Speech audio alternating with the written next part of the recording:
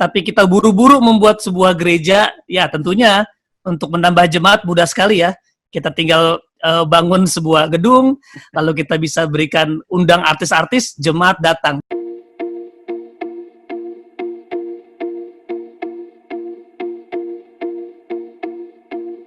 Sekali lagi boleh kita berikan tepuk tangan buat Pastor Mike dari Gibeon Church, boleh berikan reaction dalam bentuk tepuk tangan atau jempol.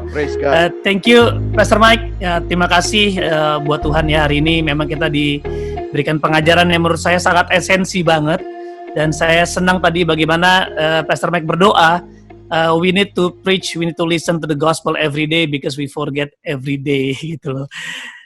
Thank you banget Pastor Mike, dan hari ini beberapa pertanyaan sudah masuk kepada tim kami dan saya mau mencoba untuk membacakan. Tapi sementara saya mungkin sedang membacakan, kalau tiba-tiba muncul pertanyaan, mungkin teman-teman bisa sampaikan pertanyaan kembali ke ketua leader masing-masing. Baik, Pastor Mike, izinkan aku mau nanya, ini pertanyaan dari beberapa peserta. Yang pertama seperti ini. Tentunya dalam gospel kita percaya bahwa tuntutan hukum Taurat sudah dihapuskan dan sudah ditimpakan kepada Kristus. Tetapi sering sekali dalam kehidupan berjemaat, kita ada namanya pemuritan, pelayanan, dan tanggung jawab. Bagaimana untuk bisa menyatukan gap ini supaya setiap mungkin tuntutan atau tanggung jawab tidak berasa seperti hukum Taurat, dan jemaat juga tidak gampang-gampang, aduh pemimpin nuntut hukum Taurat, dikit-dikit hukum Taurat gitu. Tapi sebagai pemimpin bagaimana kita bisa memuridkan berdasarkan kepada Injil? Thank you, Pastor Mike. I think that's gini, kalau kita kembali kepada papan ini, memang ini akan, kita mempunyai kecenderungan untuk berat sebelah sini atau sebelah sini. Tetapi the gospel always remind both. Jadi kalau saya sebagai gembala, saya juga gembala sidang, saya juga terlibat di dalam small group, meskipun saya gembala sidang, saya bukan muter-muter gitu, enggak. Tapi saya terlibat di dalam small group, dan orang yang memimpin small group saya bukan saya, orang lain. Jadi kita mengajarkan, kita setiap kali berbicara bahwa sebelum kita bicara how, kita selalu bicara why. Sebelum kita bicara praktikalitas, kita selalu bicara mengapa itu penting. Mengapa kita melayani? Karena Tuhan Yesus lebih dahulu melayani kita. Mengapa kita, kalau misalnya mungkin saudara ada konflik, saudara perlu mengampuni, saudara perlu menerima. Disitulah kita nggak ngomong mengampuni dan menerima dulu, tetapi kita berbicara mengenai pengampunan yang kita sudah terima dari Tuhan Yesus dan penerimaan yang Tuhan sudah berikan kepada kita meskipun kita tidak layak menerima itu semua. Apakah anugerah itu? Anugerah itu memberikan sesuatu kepada seseorang yang dia tidak layak terima. Nah, seringkali it's very hard for us to give grace to others, tapi begitu tentang kita minta grace dari Tuhan atau dari sesama. Betul ya, saudara? Nah, tapi kita lupa bahwa kita ini juga penerima anugerah dari Tuhan, mestinya kita juga nggak layak. Nah, itu yang perlu diingatkan. Kalau sudah perhatikan semua surat Paulus, dari awal sampai akhir, instruksi selalu datang setelah identitas. Selalu esensinya diberitakan dahulu. Apa yang Tuhan sudah lakukan, apa yang Kristus sudah lakukan, itulah the gospel. Makanya Martin Luther tadi di dalam doa tadi, saya tiba-tiba ingat, karena Martin Luther dia bicara, I forgot it every day. Kenapa aku ngelakuin ini? Iya ya. Saya terus terang juga suka lupa. Pas lagi emosi-emosi, waktu saudara semua pasti mempunyai gejolak-gejolak emosi, terutama di dalam dampak COVID-19. Emosi-emosi itu ada akarnya. Akarnya adalah dosa. Nah, itu harus di-deal with. Nah, bagaimana caranya? Mengobatinya dengan Injil. Bahwa Tuhan menerima aku. Tuhan mengampuni aku. Tuhan sudah membersihkan aku. Tuhan sudah menjadi yang paling berharga. Penerimaan Tuhan cukup. Comfort-nya Tuhan itu, Jesus is my comfort. Dia memegang kendali. Itu cukup. Nah, waktu setelah kita mengingat itu, reflecting upon that, baru kita bicara tentang hal-hal yang praktikal. Bagaimana orang yang sudah menerima anugerah? Bentuknya seperti apa? Maka dia akan generous. Maka dia akan serve. Bagaimana orang yang sudah menerima yang terbaik dari Tuhan? Tuhan bukan cuma kirim nabi. Tuhan bukan cuma kirim rasul. tetapi Tuhan datang sendiri. Yesus adalah the invisible God is in Christ. Jadi dia memberi yang terbaik. Orang yang sudah menerima yang terbaik, Tuhan memberi dirinya sendiri, maka dia juga akan memberi yang terbaik. Sehingga hal-hal yang praktikal itu bukan menjadi yang esensi, tetapi ekspresi dari apa yang sudah kita terima dari Tuhan. Saya rasa kalau itu diingatkan, nah itu memang membutuhkan waktu. Tidak bisa langsung, kita juga harus sabar. Kalau misalnya ternyata gagal, kita pun juga sering gagal, tapi Tuhan menerima kita. Disinilah proses pemuritan itu terjadi, di mana kita tidak pernah meninggalkan tension antara dua hal ini. The gospel continue to be the center of everything. Itu sih saya bisa kasih jawabannya. Semoga membantu. Wow, that's very good, Pastor. Thank you so much. Jadi saya rasa kepada setiap pemimpin jemaat di sini, kita jangan terburu-buru untuk memberikan instruksi. Karena instruksi itu adalah sebuah ekspresi ya. Tetapi sangat bahaya ketika identitas atau esensi yang datang dari gospel ini tidak terus-menerus diberikan, tapi kita buru-buru membuat sebuah gereja, ya tentunya untuk menambah jemaat mudah sekali ya. Kita tinggal bangun sebuah gedung, lalu kita bisa berikan undang artis-artis, jemaat datang. Tapi kalau tidak ada esensi, maka nanti ini cuma sekumpulan pelayanan yang tidak berbasis kepada Injil. That's right. Jadi, ya, thank you banget Pastor Mike. Dan pertanyaan selanjutnya, dari tim Living, tadi memang Pastor Mike sudah menjelaskan tentang bahwa pengorbanan binatang itu sebagai bayang-bayang ya, terhadap pengorbanan Kristus. Tapi sesungguhnya bisa nggak korelasi Injil sendiri dalam Perjanjian Lama? Mungkin adakah area-area berbeda yang kita bisa sadari sehingga kita tidak memusuhi juga Perjanjian Lama? That's right. Nah, kebanyakan kadang-kadang saya juga melihat banyak yang menamakan dirinya grace preacher. Mereka memerangkan hukum Taurat dengan grace. Nah, menurut saya ini sebenarnya sudah dikoreksi. Pengajaran ini pernah terjadi ratusan tahun yang lalu kalau saudara mempelajari sejarah gereja. Bahkan Martin Luther pun dia memerangkan the gospel and law. Itu Martin Luther adalah bapak reformasi kita. Kemudian John Calvin comes in untuk membicarakan hal ini. Nah, sebenarnya kalau kita baca Alkitab, kita harus tahu bahwa Alkitab itu ada sebuah narasi. Seperti sebuah buku, itu ada table of content-nya dan ada logiknya. Kalau saudara melihat 66 kitab, 40 lebih penulis di 13 negara, 3 benua, dalam rangka panjangnya 1.500 tahun, ditulis ya Alkitab dari Perjanjian Lama sampai Perjanjian Baru, itu sebenarnya dibagi dalam 4 atau 5 bab, kalau saudara perhatikan. Yaitu, kalau saudara mempelajari di sekolah teologi ya, itu namanya redemptive history. Redemptive history, saudara akan melihat ada creation, fall, redemption, renewal, and restoration. CFRRR. Ya.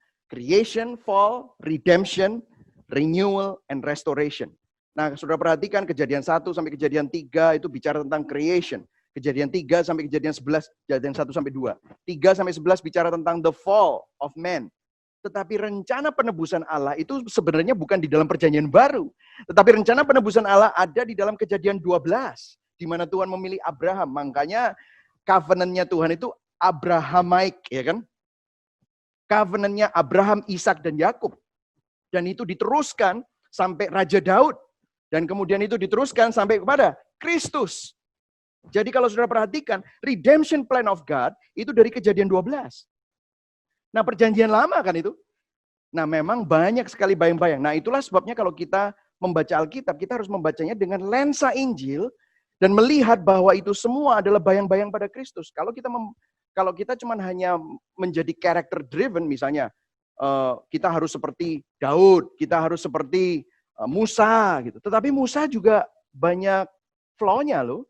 Musa banyak kekurangannya, Daud juga banyak kekurangannya. Masa kita bilang, oh ya jangan ditiru yang kekurangan, yang baik-baiknya aja ditiru. Itu nanti kita kembali kepada legalisme. Tahukah saudara, Musa itu gambaran siapa? Musa membawa bangsa Israel yang terbelenggu oleh dosa keluar untuk masuk ke tanah perjanjian. Mirip ya? Yesus membawa kita yang ada di dalam belenggu dosa, di bawah pemerintahan Mesir, dibawa keluar untuk masuk ke tanah perjanjian. Loh, ini gambaran siapa? Musa adalah gambaran Yesus. Yesus adalah Musa yang sempurna. Daud juga gitu. Daud mengalahkan Goliat dan bangsa Israel pada ketakutan. Kita itu bukan Daud, tetapi Yesus adalah Daud. Yesus adalah Daud yang sempurna, yang menyelamatkan bangsa Israel yang sedang ketakutan karena oppression, karena intimidasi dari iblis. Jadi kalau saudara melihat ini semua, sebenarnya we see Christ in the Old Testament sampai kepada perjanjian baru yang merupakan penggenapan. Jadi perjanjian lama adalah New Testament Concile. Perjanjian lama adalah perjanjian baru yang belum disingkapkan. Perjanjian baru adalah Old Testament Reveal. Perjanjian baru adalah perjanjian lama yang sudah diungkapkan melalui Kristus Yesus. Jadi kalau kita melihat ini semua, maka tiba-tiba bisa berkobar-kobar. Saudara, saya kasih ayat ya. Ayatnya itu yang di 2 orang Emmaus, di mana mereka tidak bisa mengenal Yesus. Apa yang terjadi? Waktu Yesus mulai pecah-pecahkan roti, mereka terbuka matanya. Terus salah satu dari mereka, yaitu Kleopas, ngomong gini, bukankah hati kita berkobar-kobar pada waktu dia menjelaskan dirinya melalui kitab suci dan kitab para nabi. Kitab suci di situ berbicara tentang Torah, kitab para nabi itu adalah Nephim and Ketuvim. Tanak, Torah, Nephim, Ketuvim. Itu bicara tentang perjanjian lama. Jadi ternyata hati kita bisa berkobar-kobar bukan karena kita itu pergi ke sebuah KKR, bahasa roh sama-sama, meskipun itu mungkin bisa membantu, tetapi yang lebih membantu adalah waktu kita baca Alkitab, kita melihat Kristus, hati kita berkobar-kobar karena Kristuslah yang menyelamatkan kita dan membawa kita kepada kebangkitan dan kelahiran baru. Itu sih. Wow, thank you Pastor Mike. Jadi sebenarnya Bapak-Ibu sekalian, kita memerlukan sekali untuk membaca seluruh kitab suci termasuk perjanjian lama dari lensa Injil ya. Karena saya sadar sekali dengan melihat kitab perjanjian lama, kita menyadari bahwa kita itu manusia berdosa. Jadi ketika kita menerima Injil, harusnya kita menjadi sangat terkagum ya Pastor ya. That's right. One of the things ya, saya masih ingat profesor saya survei perjanjian lama, dia bilang begini, yang lucu adalah Alkitab tidak pernah menutupi semua kelemahan tokoh-tokohnya. Nah, itu merupakan sesuatu yang berkontradiksi dengan buku-buku di mana biasanya hero-heronya itu malah ditutupin kelemahannya. Kenapa kok Alkitab sangat gamblang untuk menunjukkan kegagalan, kelemahan, dan ketidaksempurnaan para tokoh-tokohnya? Karena Alkitab bukan bicara tentang tokoh, tapi Alkitab adalah narasi dari Tuhan yang menyelamatkan umatnya meskipun mereka tidak sempurna, lemah, dan tidak mampu, tetapi Tuhan adalah Tuhan yang tidak terbatas, yang maha mampu dan penuh dengan anugerah. Itulah yang menjadi highlight of the story. Bukan tokohnya, tetapi Tuhannya. Itu yang membuat hati kita berkobar-kobar. Betul ya, Sami ya? Wow, jadi ini bukan sekedar mind blowing ya, Pastor. Ini hearts blowing. Hati benar-benar meledak. Oke, pertanyaan berikutnya ini dari Patimi GCC Surabaya, cuman beliau sedang keluar, jadi bisa diwakilkan oleh Pastor Andi. Silakan Kak Andi. Ya, oke, thank you semuanya. Pastor Mike, ini ada pertanyaan dari GCC Surabaya. Jadi, kan gini, ada banyak kita ataupun komunitas ataupun gereja-gereja termasuk kita ini sudah bertahun-tahun terjebak dengan Injil yang ke arah salah lah, bilang ke terlalu kanan atau terlalu kiri tadi. Nah, tapi semua punya dasar ayat. Gimana bagusnya menjelaskan sama teman-teman sama untuk membenarkan mulai memperbaiki ini, mulai dari mana ya?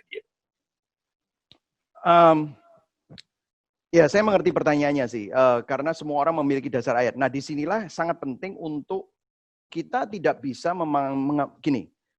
Saya pun juga seperti itu. Sebenarnya untuk saya perlu bertahun-tahun untuk saya menggumuli. Jadi kita perlu melihat konteks. Konteks is everything. Jadi kalau misalnya ada sebuah ayat, misalnya saya kasih contoh misalnya tentang baptisan orang mati gitu. Kan ada tuh di 1 Korintus di mana Rasul Paulus pernah bilang bahwa ini saya ambil contoh yang itu aja karena yang itu tidak bisa diperdebatkan, tapi itu masih dilakukan oleh Mormon ya, gereja Mormon, membaptis orang mati. Nah, Rasul Paulus sempat menyebut itu. Nah, tetapi Rasul Paulus menyebut itu, saya sampai baca komentari, baca tafsiran-tafsiran, yang dijelaskan di sana adalah Itu adalah sebuah phrase yang dibilang kalau ada orang yang meskipun bukan Kristen, tetapi membaptis orang mati, artinya mereka percaya kebangkitan. Orang yang nggak percaya Tuhan aja percaya kebangkitan. Lah kamu kok nggak percaya Tuhan? Maksudnya seperti itu. Nah, dari mana kita tahu maksudnya? Kita melihat seluruh rangkaian sebuah pemikiran. Systematic theology adalah doktrin yang merupakan rangkaian logika bagaimana dinamika dan mekanisme cara Tuhan bekerja itu jelas berdasarkan Alkitab. Jadi Alkitab dibaca semuanya, dari data-datanya kita bisa lihat. Misalnya tentang keselamatan adalah karena anugerah oleh iman. Itu ayatnya banyak sekali. Nah kalau ada satu atau dua ayat yang kelihatannya kok berbeda dengan yang ini, maka bisa disimpulkan bahwa jangan-jangan ayat yang ini salah tafsir. Atau mungkin kita pakai kacamatanya nggak sesuai.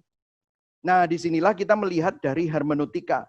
Dari hermeneutika kita bisa melihat, apa sih maksud penulis pada waktu dia menulis itu? Siapa audiensnya? Audiensnya mempunyai problem apa? Kira-kira seperti itu. Nah dari situ kita bisa melihat. Nah kalau kita bingung baca satu ayat, bacalah satu perikop. Kalau kita bingung baca satu perikop, bacalah perikop sebelumnya dan sesudahnya. Kalau masih bingung, bacalah satu kitab untuk bisa mengerti benar. Dan kalau masih bingung lagi, saudara boleh baca, saudara beli ada ESV, Transformational Gospel Bible. Itu di Kindle ada, bahasa Inggris memang. Atau kalau enggak, saudara cari komentari-komentari. Saya banyak memakai pulpit komentari. Saya banyak memakai John Calvin komentari. Saya banyak memakai John MacArthur komentari. Nah, di situ kita tidak bisa langsung menerima mentah-mentah, tetapi saya bandingkan. Dan yang terbaik adalah biarlah Alkitab menjelaskan Alkitab. Nah, kalau ada ayat yang berkontroversi, sebenarnya kita bisa melihat apakah ada ayat yang bicara tentang hal itu. Misalnya tentang by grace alone atau iman saja cukup. Nah, kayak misalnya Yakobus, iman tanpa perbuatan adalah mati. Ya kan? Tetapi Efesus bilang, kamu diselamatkan karena kasih karunia oleh iman. Lah terus mati. Nah, terus Rasul Paulus nulisnya banyak banget tentang keselamatan oleh karena kasih karunia oleh iman. Petrus juga ngomong kayak gitu. Nah, kita sandingkan apa yang Yakobus katakan, apa yang Petrus katakan, apa yang Yohanes katakan, apa yang Paulus katakan. Nah, ternyata mereka tidak berkontradiksi, tetapi malah mensupport satu dengan yang lain. Dan kita lihat Yakobus konteksnya pada waktu itu apa? Oh, ternyata adalah orang-orang yang mengaku dirinya Kristen, tetapi dia tidak mempedulikan orang-orang miskin dan berlaku tidak adil kepada orang-orang yang menjadi rekan kerjanya, teman-temannya. Dan Yakobus bilang, kamu ini ngakunya beriman, tapi nggak ada yang bisa lihat iman. Yang orang bisa lihat adalah perbuatanmu. Maka iman tanpa perbuatan adalah mati. Jadi apa yang dikatakan Yakobus tidak menganulir apa yang dikatakan oleh Yohanes, Petrus, dan Paulus. Tetapi justru melengkapi. Malah menjadi bagian dari yang tadi, progressive sanctification. Bahwa positional sanctification saja, itu Tuhan ingin kita lebih untuk menyatakan kekudusan yang sudah kita terima itu. Kita dikuduskan kan oleh Roh Kudus. Nah, itu harus ditunjukkan di dalam perbuatan kita. Oh, ternyata tidak bertentangan. Nah, memang ini yang harus dilakukan. Nah, kalau Anda seorang pemimpin gereja, kalau Anda seorang pemimpin komunitas, saya anjurkan untuk Anda mulai tertarik untuk membaca buku-buku, ambil kelas-kelas awam, terutama di dalam hal-hal seperti ini. Karena apa yang Anda ajarkan, itu akan berdampak dan implikasinya panjang untuk orang-orang yang ada di dalam lingkungan influence Anda. Saya anjurkan untuk Anda sekolah. Saya sudah punya master, saya sekarang ambil master lagi apologetika. Ya mungkin Anda bilang, ya Anda kan hamba Tuhan. Ya memang, tapi saya sudah umur 45 tahun, mestinya saya udah nggak perlu untuk itu. Tapi saya mau melakukannya karena saya tahu apologetika adalah bridge, jembatan, untuk saya bisa berdialog dengan anak-anak muda akhir-akhir ini. Dan teman-teman kita yang belum mengenal Kristus. Karena sekarang orang-orang pertanyaannya kritis-kritis. Saudara tahu tidak ada pertanyaan yang terlalu baru. Semua sudah dijawab ratusan tahun yang lalu. Cuman bungkusnya aja beda-beda. Tapi prinsipnya sama. There's nothing new under the sun. Pengkhotbah bilang begitu kan. Ya ini semoga menjawab Pastor Andi. Ya, thank you. Menjawab sekali ya. Saya pikir ada Radit, mungkin ada Pak King Seng ya, bisa mewakili Living, ada beberapa pertanyaan di sana.